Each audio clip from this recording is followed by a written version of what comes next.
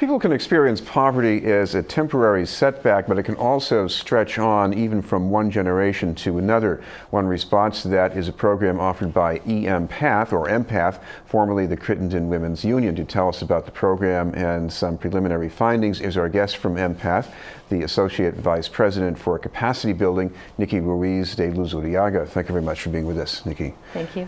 First of all, talk about the kinds of things that tend to lock in poverty in a family. Well, the things that really cause poverty are structural issues. So we have major economic issues where we have very low minimum wage. A lot of the jobs that are available to people without a lot of education are minimum wage jobs without a very secure schedule to them. And then there's other structural issues such as racism and class-based oppression that really kind of keep people at a certain level. And these effects of poverty, there's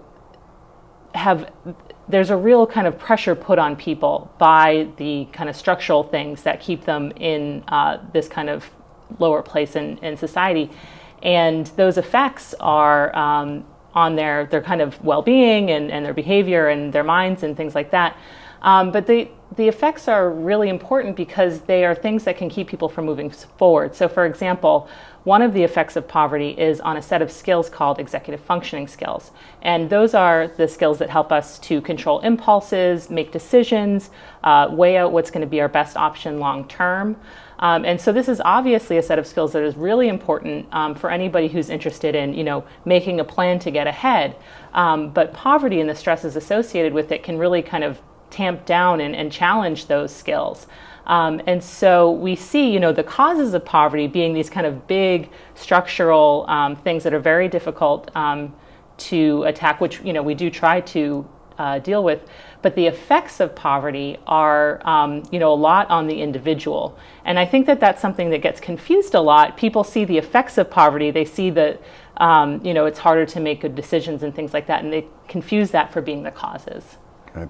Well, for example, you might have somebody with a crisis. They can't pay their utility bills, and the next thing you know, that they can't use their own Social Security number anymore, and then try to see if there's someone else in the family that can be plugged in.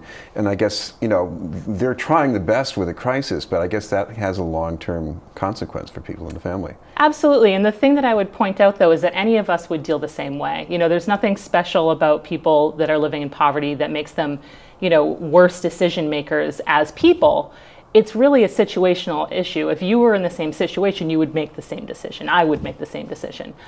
People are very motivated to make sure that their families are kept safe and healthy and things like that. And unfortunately, the way that our social safety nets have been deteriorated, people are left with very few good decisions sometimes that they can make. Talk about the families that you work with. What are they like?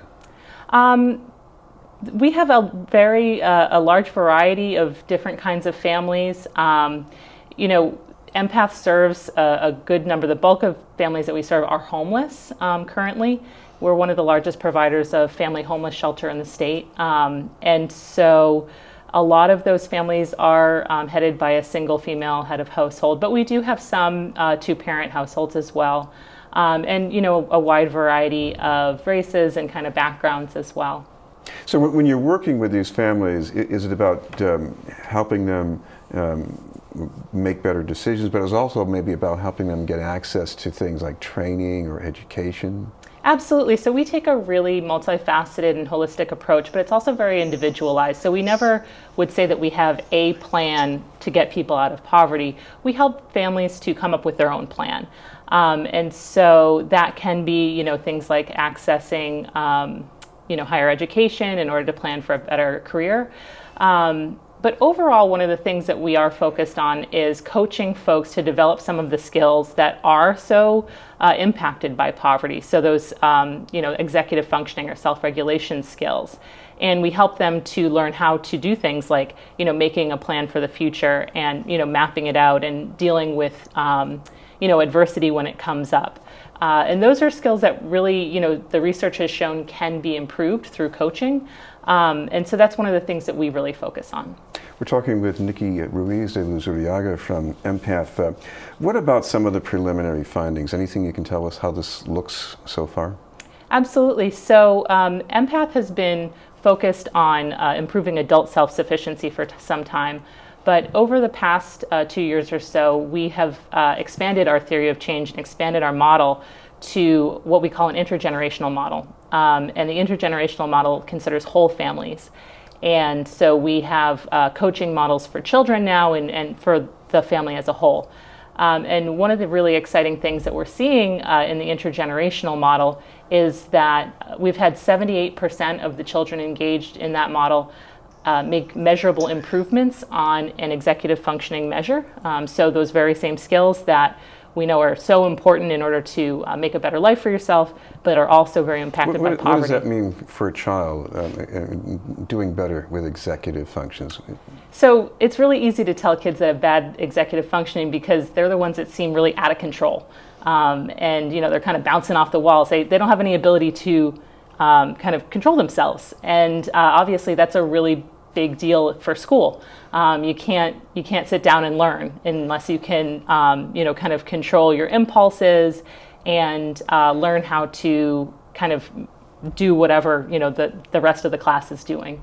And then also kind of transitioning from one thing to the next becomes harder for these kids. And problem solving skills, all of these things that we know are so important for kids in order to succeed in school and then obviously succeed in life. So you're working in these different generations at the same time. What's this like for the chemistry of the family? Because I can imagine a parent, sometimes even being pressured by the child to do something differently. Yeah, and that's actually what's so exciting is that, we've known for a long time that social networks are important. And for example, anybody who's trying to lose weight, what do? You get a gym buddy. You tell your friends that you're on a diet. You tell everybody that you know because those people are going to help hold you accountable. We all need people to hold us accountable. And the family is a really powerful way to build that accountability because, those are the people that are there all the time. And so, from parent to child, there's obviously a lot of, regulating and accountability that goes on, but also from child to parent. Science has shown that, rates of smoking cessation, so people stop smoking more if their kids are involved. They're more willing to change their behaviors if their children are involved. And so, things like if the kids know that mom is going back to school, they'll say, oh, mom, I have homework. I know you have homework too. Let's do our homework together. Things like that. And so that's a really neat dynamic that we see. And we call it a virtuous cycle that starts to be built. So instead of a vicious cycle that's kind of spiraling down, it's a virtuous cycle that's kind of, bringing everybody up together where everybody's improvements that they're making on themselves is kind of impacting all the other members of the family as well. Thank you very much for being with us. Thank you. Nicki Ruiz de Luzuriaga from EMPath.